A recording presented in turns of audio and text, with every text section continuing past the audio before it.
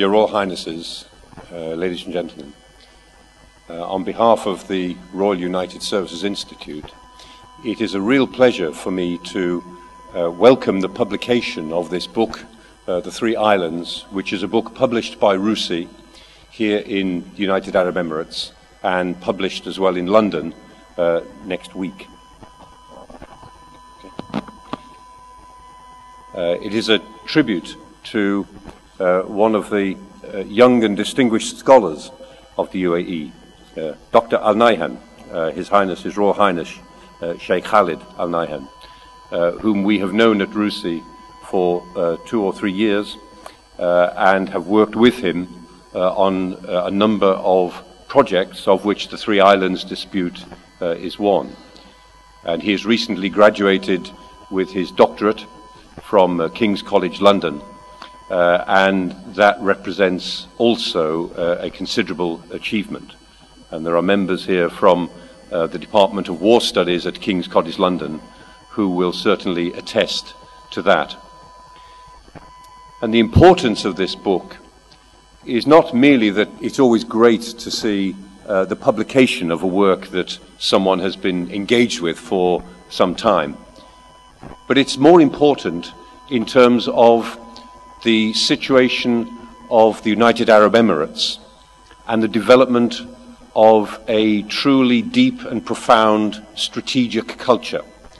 This week, the UAE opened its embassy in Iran.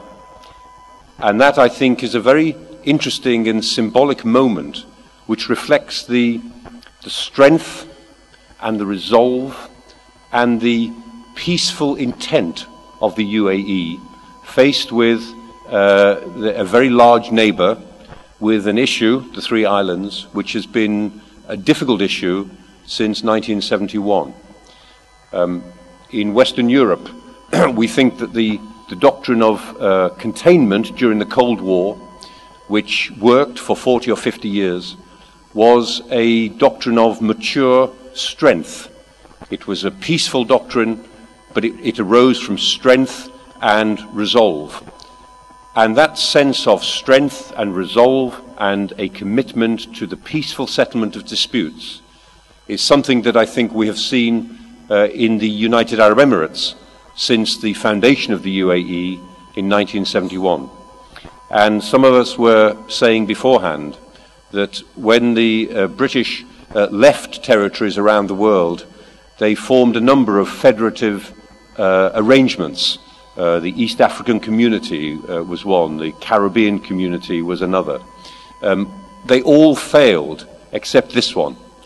The United Arab Emirates was not given very much chance of success in 1969 and 1970 when it was being formed. But it has succeeded. And we know in this room that it succeeded almost entirely because of the wise and sage leadership of its first ruler, His Royal Highness Sheikh Zayed. And that tradition that he laid down, that leadership that he provided, has been seen in the process by which the UAE has handled its difficult relations with a much bigger neighbor in Iran.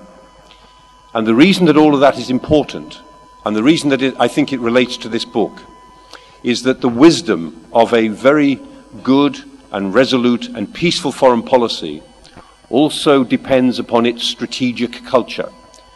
Single decision makers are wonderful when they are good and wise, as Sheikh Zayed certainly was. But also leadership requires advice. It requires a depth of strategic thinking. And strategic culture is very important, I think, in all of our countries, because it works both ways. It works to allow a leader to absorb ideas from his or her people. It works in a way that filters thinking upwards to a leadership. And so it provides a way for a leader to absorb some of the best ideas, the most inventive ways of approaching politics that are available within that society. But it also works the other way round. It works from the top down as well. An active strategic culture builds consensus and consent among a people for the actions of its leadership. It builds a sense of resolve for the peaceful settlement of disputes where that is important. And in Western societies, we often take strategic culture for granted. We've had 200 years to build a strategic culture with our writers and our scholars who have all been interested in politics. In the United Arab Emirates, that strategic culture has only had the period since 1971 to develop. But here now we can see in a third generation of leaders of the UAE, and we see in front of us today, Your Royal Highnesses, the third generation of UAE leadership alongside the first generation. And it is wonderful to see you all here. And this book is a very specific and particular contribution to the development of a strategic culture, of understanding the politics of the region and the politics of a difficult issue. And if I may say so, I think this book, when you read it, does not read as if it was written by a member of the royal family. It reads as if it was written, as it was, by an analyst. It is very objective. It is very cool and balanced. It writes about issues that are difficult for the UAE, but it writes about them in a way that is mature and responsible and very analytical. And for that reason, I am very proud that my institute is publishing this book today here and next week in London. And I pay tribute to Sheikh Khalid for all of the work he's put in to producing this. I should also pay tribute to Dr. Walid Dagazeli, who is his confidant and advisor. At RUSI, over the last few years, we've got to know Dr. Walid extremely well, and he has been the interlocutor between Sheikh Sultan Sir and some of the work that has gone on at King's College and at my institute, the Royal United Services Institute. And without Dr. Walid, a lot of these projects would have had more difficulty in coming to fruition. He has been the facilitator. He has been the man who has dealt with all of the issues that inevitably arise. And I have to say, he's become a great friend to me and a great friend to my institute, and I pay tribute to his role in bringing all of this to fruition. So I think it is a happy day that we see the publication of this book. It is an excellent analysis. It is a great book to read. And above all, it is a contribution to young scholarship at the highest level, at the level of the royal family, which reflects such great credit on the United Arab Emirates. And I'm very proud and pleased to be a part of this today. Thank you all very much indeed.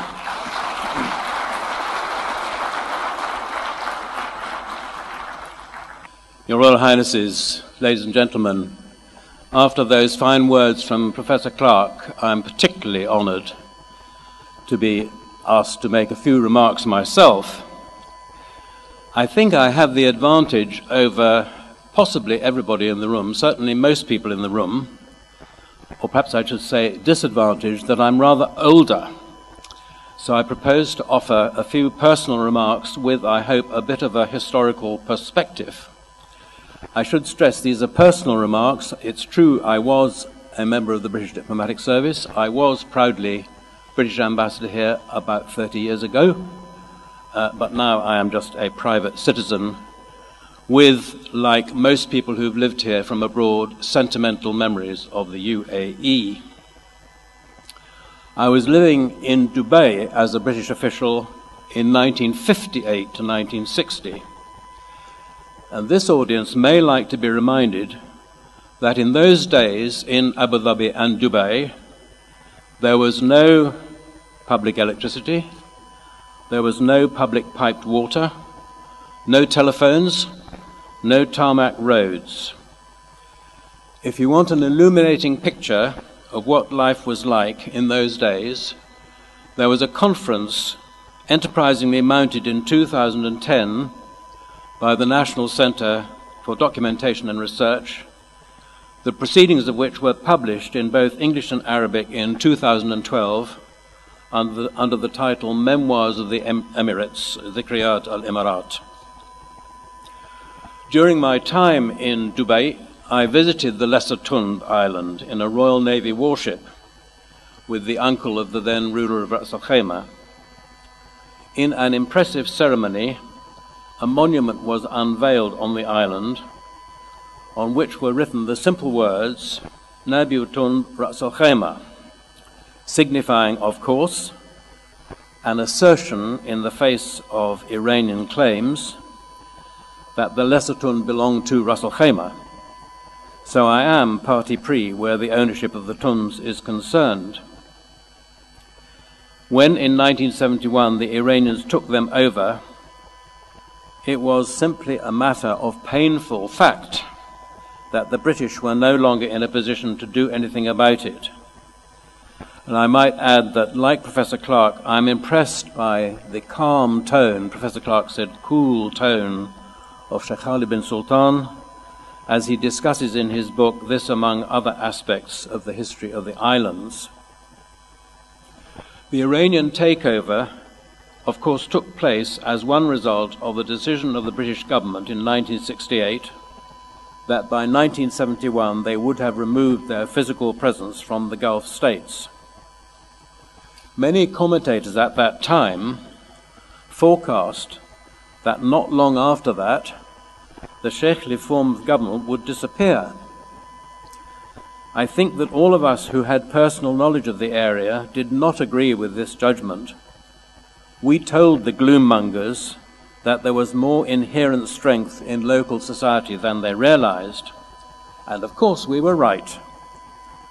While on the one hand the economy of the Emirates has improved staggeringly from the state of affairs described in the National Centre for Documentation volume, the political system, with some adjustments like the creation of the Federal National Council, remains after over 35 years essentially the same.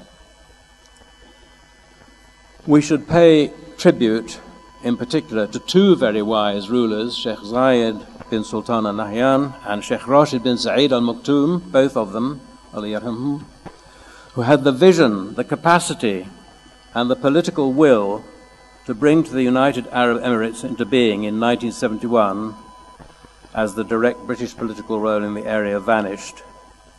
They were aided by able advisors from outside their families in the shape, particularly as I recall it, of Ahmed Khalifa Swaydi and Mehdi Tajar. Thus, the doom merchants of the late 50s have been proved comprehensively wrong. The UAE is a visible success story. Now, however, the UAE faces a fresh set of challenges. In the region, among other challenges, Iran is seeking to assert a role of power in the Gulf, while at the same time we wait to see what the so-called pivot of the United States towards South Asia means in practice for this area.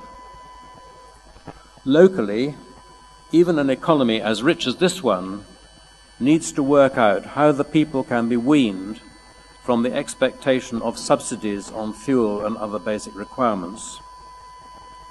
In the area of politics, the authorities here, like governments everywhere in the world, are affected by the explosion in communications, including the widespread expansion of social media, so that now governments are affected 24 hours a day by concerted demands that something must be done about this or that perceived inequity, while these demands of the social media are by their nature negative and unconstructive, even destructive. And in the face of these challenges, we are again hearing pessimistic voices. Most people here will be aware that one academic at Durham University in Britain has even written a book, which I've not read, called After the Sheikhs, The Coming Collapse of the Gulf Monarchies. Again, I think that as in the 50s, those of us who have some knowledge of the country consider that no collapse is coming. It is true, though, that the challenges are formidable. as Professor Clark has alluded to, the UAE has to engage the energies of its people politically as well as in the economy. We need new Ahmed Khalifa Sweidis to advise and new forms of participatory politics to absorb the aspirations of the citizens.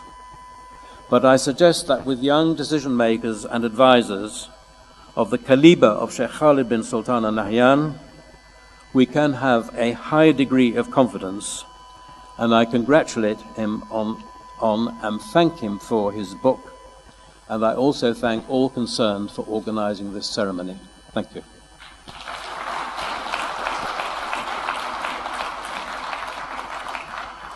It is a great pleasure for me to welcome you all here on the occasion of the launch of my book, The Three Islands, dealing with the dispute between the UAE and Iran. I thank you all for joining me on this occasion, and I am particularly honored to have at this event my father, His Highness Sheikh Sultan bin Zayed Al Nahyan. The book we are publishing today was first drafted some time ago and updated recently, and I am pleased to see it finally published.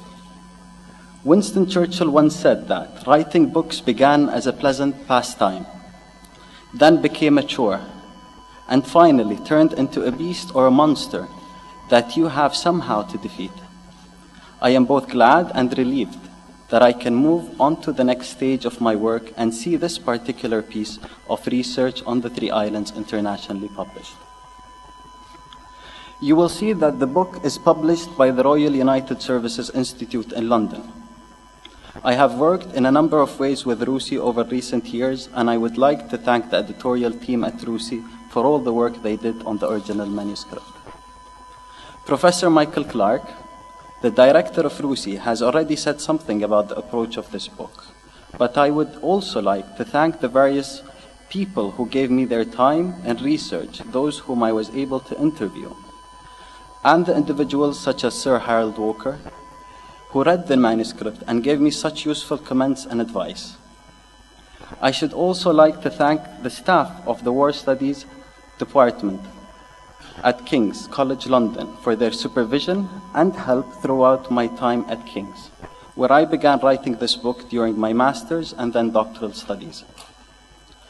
I would like to also thank Dr. Wareed Darghazali for all his wise counsel.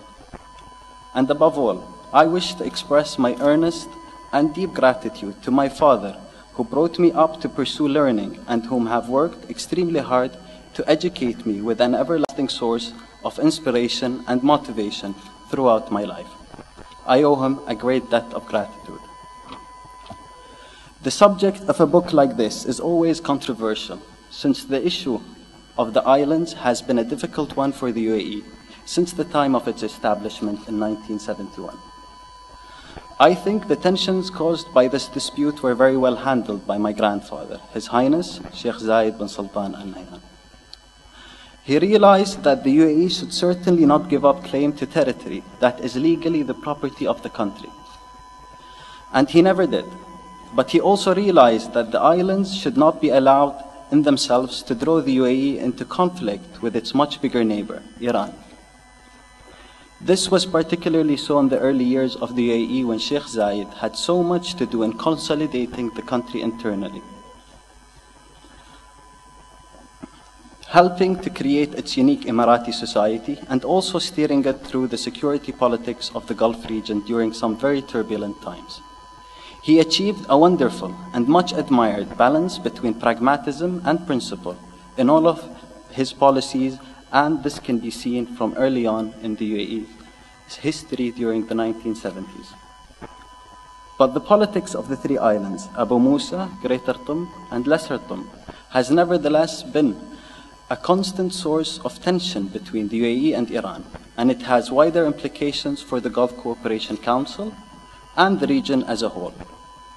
In part, this book demonstrates that territory still matters in world politics. Even in this postmodern world, with its emphasis on economic relations, virtual space, and the cyber dimension of power, the land itself, territory, and physical sovereignty still count for a great deal. No one who has studied the conflicts and tensions between Pakistan and India over Kashmir Chinese claims to Tibet, or even more pointedly, dispute between Beijing and Tokyo over the Diaoyu Senkaku Islands, or the island dispute between Morocco and Spain, can be in any doubt that certain territorial disputes really matter and can be the cause of persistent conflict or even war. In writing this book, I wanted to explore the question of why 3 previously uninhabited islands mattered so much, as they evidently do.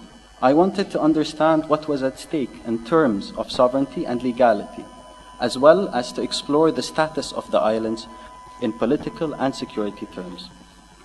And the fact is that political and security policy that are not linked to sovereign legitimacy and recognition in international law are far weaker than those that are. If territory matters, then so does law and legitimacy. And island disputes like this show us just how acute that relationship can be. Island disputes are particularly sensitive as their proximity to a homeland territory may raise doubts about their logical, geographic status. Some of them may be a long way from their mainland. The fact that islands can represent legal claim to maritime or mineral rights is also significant. And not least, islands by their nature may have changed hands in history, perhaps several times more readily than mainland of homeland nations. Small islands are particularly sensitive, and if I may say so, small islands belonging to small countries, especially near a big neighbor, will always be likely source of controversy, jealousy, and even conflict. So diplomacy is central, as I have said, to prevent conflict. And yet diplomacy must be backed with some sort of realistic power. The UAE, as I have described elsewhere and will explain in my next book, on this country as a small state in world politics, has many sources of power to deploy: soft and hard power, economic and cultural power, the power of partnerships, of alliances, and of respect for it in other parts of the world. Diplomacy is not a matter of persuasion alone, but rather the use of all available resources to achieve peaceful and advantageous outcomes for a government.